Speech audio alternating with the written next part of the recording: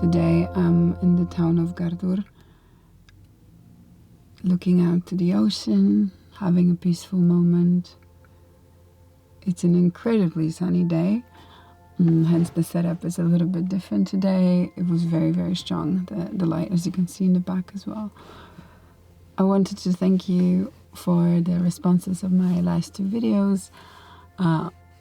Regarding last one, a bunch of you told me that you also annotate books and draw on them, and that makes me very happy that I'm not the only one, and it is in fact the proper way to interact with a book. There's a couple that just parked their car, and there's like an old lady and a man, and she had some sandbox toys, but there's no kids, so I'm really a fan of that. If this is your first time viewing, hi, my name is Nika, and I'm an artist living on Iceland. And this series is called Wonder Club. It's a series where on a monthly basis I share wonders from my life, from my daily life, in hopes to inspire, to relate to one another, to be more present, practice noticing. Yeah, it's just what I'd like to do, what comes naturally to me. So I hope you enjoy. And feel free to check out the other two episodes that are up on my channel. Now, the theme of this episode was not as clear to me as the previous ones. It is circling around noticing, acceptance. What else did I write down? Observing. But I couldn't quite clarify a theme. It's a bit... this one's a bit chaotic for me. So if you do feel like you see a theme and you can pin it down more clearly, feel free to write that in the comments. I'll be curious to see if you see a specific theme revealed in this episode, or maybe you also found it chaotic, or maybe that's just how your brain works as well. So let's start with Gardur. I really love this place. This is one of my first favorite places in the area where I live, and it was also important for me to film it here at least once, because apart from it being my favorite place, I also found out that the band of Monsters and Men, the lead singer Nanna, is from here, and I was not following their music too much. I was aware of them, and I always, like to hear about them. But back in January, so this Wonder is actually from January, but I didn't have a Wonder for that month, Wonder Club for that month.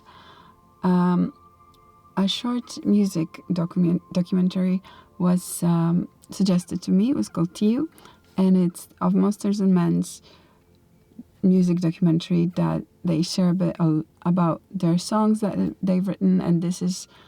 I know I'm living under a rock, but this is where I found out that they're Icelandic and that she was from here, and that the documentary features a lot of scenes that are so familiar to me now, which was really wonderful to experience. And it was my first time watching a music documentary.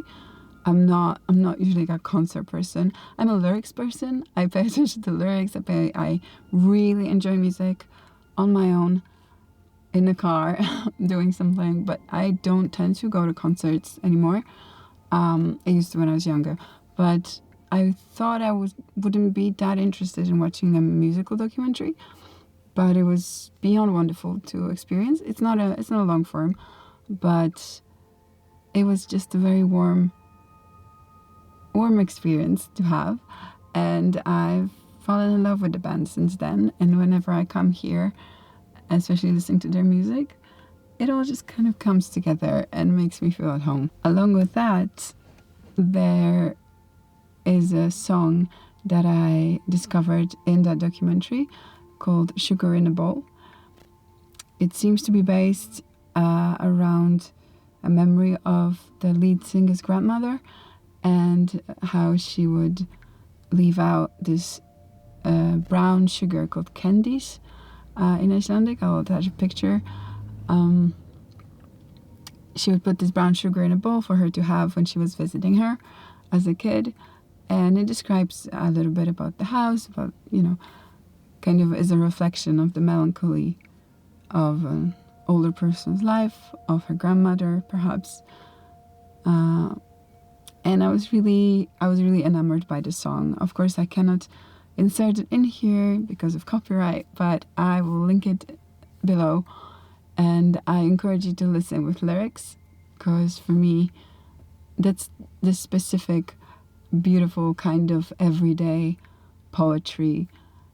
Poetry of noticing, poetry of diary entry, and of Iceland. Alright, since I dared to mention January, well, we're already in April, and today spring is obviously fully in Iceland. I wanted to actually follow up on these snow caps. If you watched my first episode, then you might remember the snow sculptures I found, and how I compared them to cups I bought for tea, and how they resembled each other in form, and just how it made me happy. So there's another thing I found, and I completely forgot about it, but again, that was back in January. I found about something that's called snow rollers. Now you can see on the screen what that is, and that again reminded me of those snow sculptures, because I also found them here just on the rocks against the ocean. And when I found that in my notes, I thought, okay, this is the last possible moment for me to mention this wonderful thing.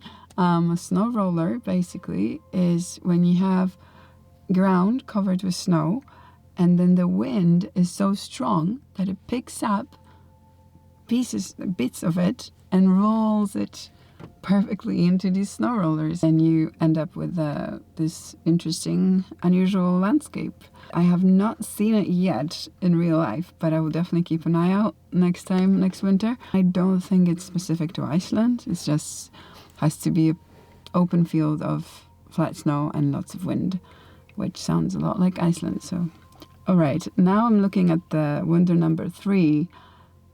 And I'm starting to think that the theme of this episode is basically Gardur. Because this one also has to do with this town, or with this space, with the spot I'm in right now. And I call this one my favorite rock. But what I mean by that is how wonderful it is to have your favorite place in nature. Because, correct me if I'm wrong, but growing up in the city, I feel like it's very easy to have favorite places. They are very much defined. They are defined as a cafe, or as the bench in the park, or, a favorite store, favorite street. And I feel like in nature, things are just way less defined and way less concrete and set in stone, so to say. So I feel when you have a favorite tree, or a favorite rock, or a favorite spot somewhere out in nature, it's somehow more special. It's somehow, maybe that's just the city kid in me that appreciates that and is excited over that. Maybe that's normal for those who always grew up closer to nature. But I feel like it's a little bit more special than a favorite cafe. Like having your favorite rock, or your favorite patch of grass, which I also definitely do have, and it is also here. I feel like that's worth looking into if you don't have that set up in your life. And yeah, it also brings me back to when we were children. I feel like when you're a child, you're more likely to have your little hideaways around where you live. And I wanted to encourage you to maybe pay them a little visit, or maybe find a new one, because I think it's worth establishing that kind of connection. Lots of people have their favorite trees that they go to. I am not blessed with many trees here, but I am blessed with many rocks. And one of those places for me is a rock here. And I think for many locals, it's a very much of a cliche of a place. I don't know its history. I've tried to look, but if you know, feel free to share. But it's this rock sculpture. It's two rocks connected by a piece of wood, and one of them has a little shelf that you can sit up on, and if the sun is setting, it's perfect spot to get some sun rays, look out to the sea, hide away from the birds, because now it's their breeding season, so they are flying very low and they will swoop in on you if they deem you dangerous for their well-being. So it's good to have your little hideaways to still be out in nature and not afraid of birds. Yeah, so that's my encouragement for that wonder. Your place in nature, your favorite rock, your favorite tree, favorite patch of grass. Alright, so for wonder number 4, that's a practice I want to share with everybody I meet because I find it that soothing. And I wrote down a little note about it, and I thought maybe reading it out would be more clear as I wanted to say it exactly like I wrote it down. And I wrote it down right after doing the practice. It's a practice I come back to time and time again in my lessons of acceptance. Let's call it holding your discomfort. It's a practice of witnessing difficult sensations in the body without attaching meaning to them.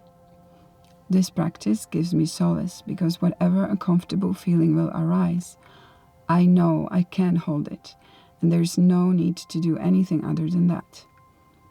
I know I have the capacity to experience it, and it is safe to do so. I found after doing this repeatedly, I was able to witness a feeling of contentedness easier in my day-to-day. I guess because of developing a stronger connection to noticing.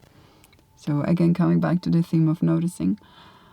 So I guess the theme of this episode is noticing and Gardur. But coming back to the wonder number 4, I want you to experience it with me. So if you'd like to do that, if you're doing something right now, something else, I encourage you to put that down maybe, or pause the video and come back later. I'll get myself comfortable in the back seat, and we will do it together. And again, it is about discomfort and difficult emotions, but if you're not feeling any of that right now, you can also focus on just the tension in your body. And often that's what it is. We don't really know what we're feeling, but we're feeling tense. Or if we give it a moment, we feel that somewhere in our body there is tension, or there is a difficult spot maybe. So yeah, I encourage you to give it a try.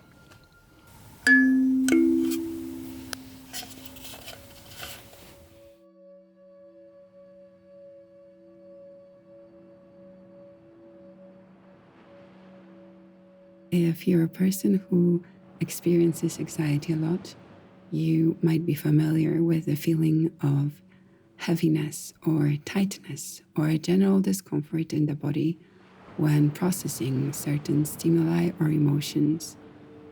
I like to just call it the difficult place. It is a place in the body where discomfort arises, perhaps in a stressful or overwhelming situation of the mind or senses.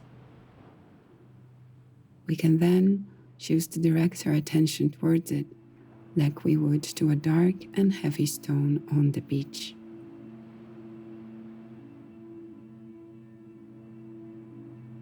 We can place one or both hands firmly with as much pressure as feels necessary to that place and begin to hold the discomfort by simply being there for it, by holding it in our hands like a heavy stone, the weight of which does not mean anything other than the quality that it possesses. It is a stone, and it is heavy. It is discomfort, and it is heavy.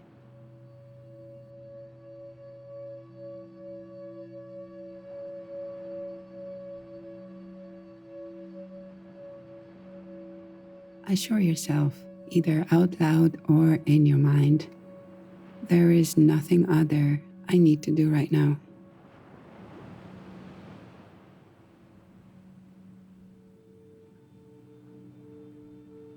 I am here for myself and with myself.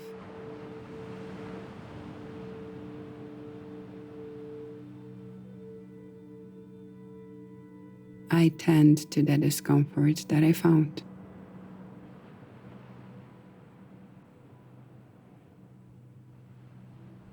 Breathe gently, prolonging the out-breath.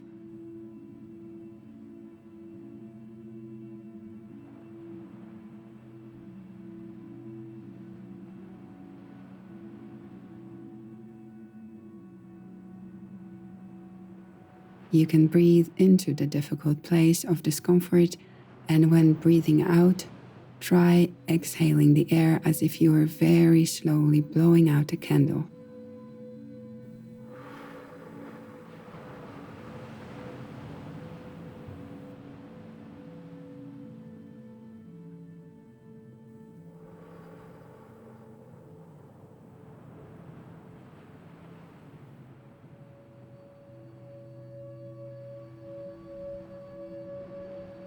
Feel your chest and belly dropping down.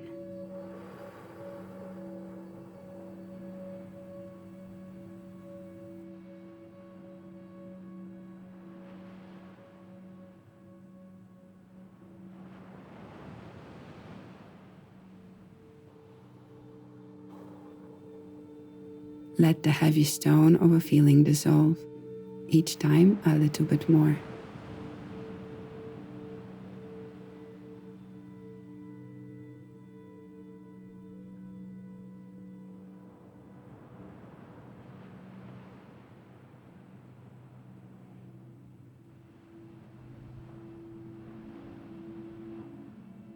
Take your time and let the exhale be as loud as you need.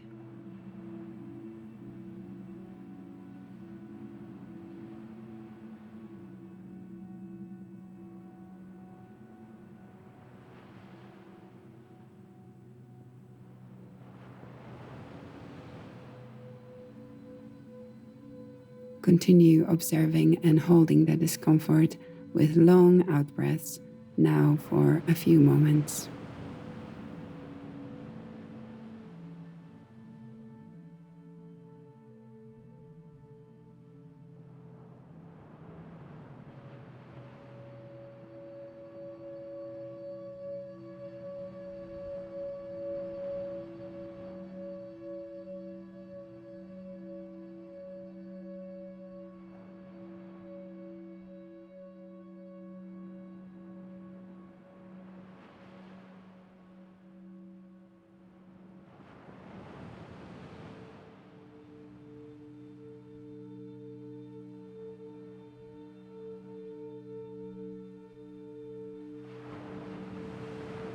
By touching the place of discomfort with pressure, we create a feeling of embracing it, which helps our brains understand that our bodies are a safe space and are equipped to deal with difficult sensations. When we slow down our breath, it sends a message to our brain to slow down and relax. When we are taking the time to observe a sensation without judgment, we're holding a place for it. It might help our brains categorize the experience as, this is a feeling, and I am feeling it. It is safe to feel feelings.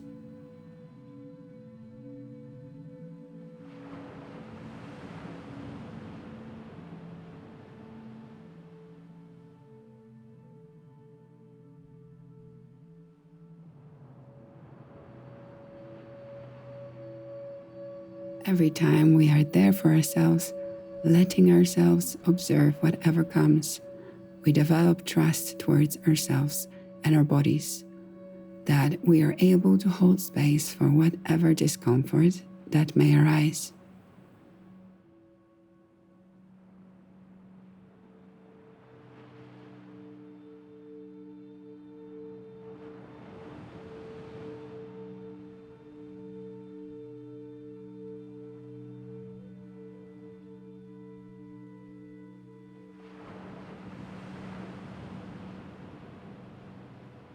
Now let's take a deep breath and exhale audibly via long out breath, melting into our surroundings.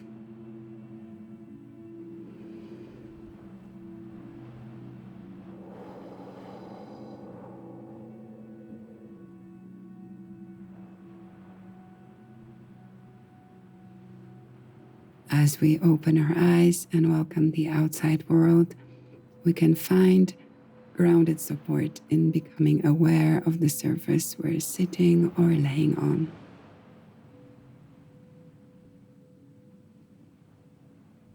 Perhaps you might want to give your fingers and toes a wiggle.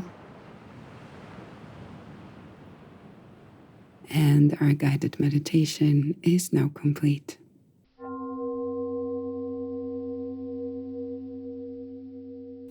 Now for Wunder number 5, I will meet you outside of the car in a few moments to do something that I do when I want to feel present and I don't have tea, especially outside.